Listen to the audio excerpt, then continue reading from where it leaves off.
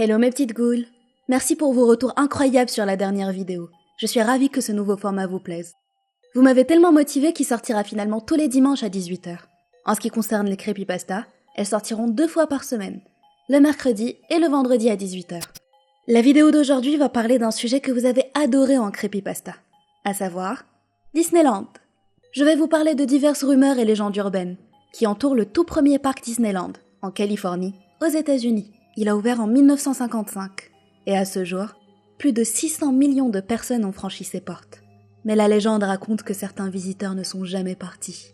Vous voyez, Disneyland est réputé pour être hanté. C'est même probablement l'une des propriétés les plus hantées de Californie. Si ça vous intrigue, c'est parti!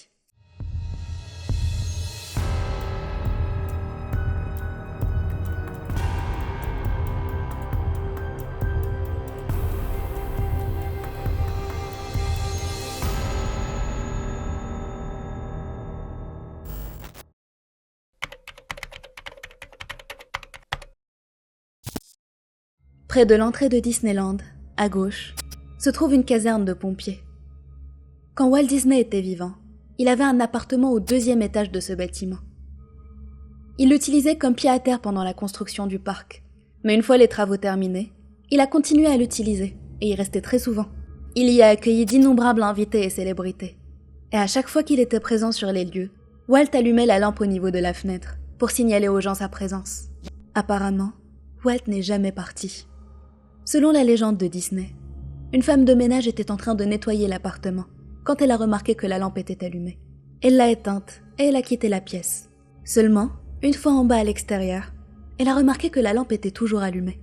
Elle a fait ce que tout le monde aurait fait dans sa situation. Elle a mis ça sur le dos de la fatigue et elle est remontée pour l'éteindre. Quand elle est descendue pour la 2e fois, la lampe était de nouveau allumée. Elle aurait pu se tromper une fois, mais pas 2. Intriguée, elle est remontée pour l'éteindre une 3e fois. Seulement cette fois, elle n'a pas quitté l'appartement. Et selon elle, la lampe s'est rallumée toute seule, juste devant ses yeux. Personne n'a essayé d'éteindre la lampe depuis.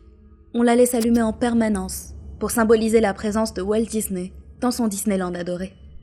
À ce jour, des membres du personnel continuent de signaler des bruits de pas et des coups, surtout la nuit, provenant de la caserne.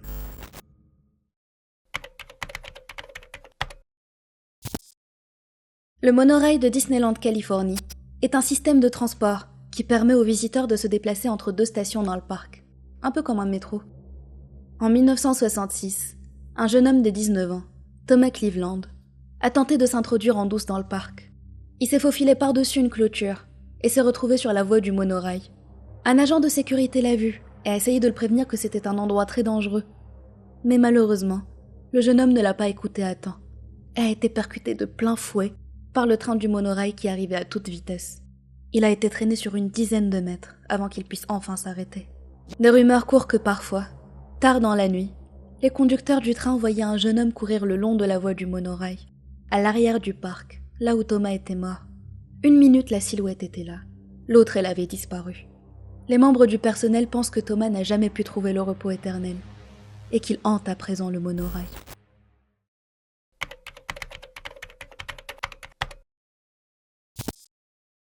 Le Matterhorn est une attraction de montagnes russes titan duel, c'est-à-dire que 2 trains y circulent en même temps et se croisent à plusieurs reprises. En 1984, une femme du nom de Dolly Young, âgée de 48 ans, est montée dans le manège. Elle était assise seule sur le siège arrière. En plein milieu de l'attraction, elle aurait apparemment défait sa ceinture de sécurité pour aider l'enfant assis seul devant elle. Elle se serait levée et aurait perdu l'équilibre, tombant sur la piste du 2e train qui arrivait à toute vitesse, l'écrasant complètement au passage. L'histoire raconte que la piste a dû être entièrement démontée pour qu'il puisse déloger son corps. Certains affirment qu'elle n'aurait pas volontairement enlevé sa ceinture, mais dans tous les cas, sa ceinture ne la tenait pas, et elle est bien tombée sur la piste. Personne ne sait s'il s'agit d'un accident dû à une imprudence, ou si le siège de Dolly était défectueux. La rumeur court que Dolly hante à présent l'attraction. Des employés ont rapporté l'avoir vue à plusieurs reprises, lorsqu'il faisait le tour du manège à la fermeture. Ceux qui n'ont pas eu l'occasion de la voir ont affirmé qu'ils avaient malgré tout senti sa présence. Et c'est vite devenu une coutume pour les membres du personnel de dire bonjour Dolly à chaque fois qu'ils passaient devant l'endroit où elle est morte.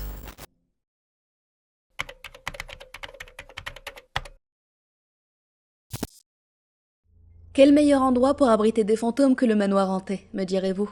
Sans grand étonnement, de nombreuses rumeurs courent à propos du manoir hanté de Disneyland.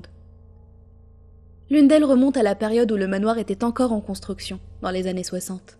L'ingénieur du son, en travaillant sur l'attraction, aurait entendu de la musique venant de derrière un mur. Il pensait que c'était une radio, mais il n'y a jamais eu de conversation ou de publicité, juste la musique seule. De plus, aucun appareil n'a jamais été trouvé sur les lieux, malgré les recherches. Ça a duré plusieurs jours, et ne trouvons toujours pas la source de la musique. Il a décidé de placer un haut-parleur près de l'endroit d'où elle venait, pour la masquer.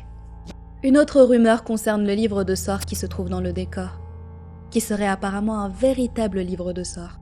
Selon cette même rumeur, chaque matin, quand les employés arrivaient à l'attraction pour l'ouvrir, ils trouvaient le livre dans un endroit différent de celui où ils l'avaient laissé la nuit d'avant, à la fermeture, sachant que personne n'y était entré entre-temps. Il y a aussi une histoire à propos d'une femme, qui serait venue au manoir pour y disperser les cendres de son jeune fils, car son dernier souhait aurait été de faire partie des fantômes du manoir hanté. La direction du parc a refusé, mais ça ne l'a pas empêché de le faire malgré tout, en introduisant discrètement les cendres avec elle lors d'une visite au parc. Après cela, des visiteurs et des membres du personnel ont signalé à plusieurs reprises avoir vu un petit garçon qui pleurait près de la sortie. Mais lorsqu'il s'approchait, il n'y avait plus rien. Peut-être qu'il ne voulait pas faire partie des fantômes du manoir hanté, après tout.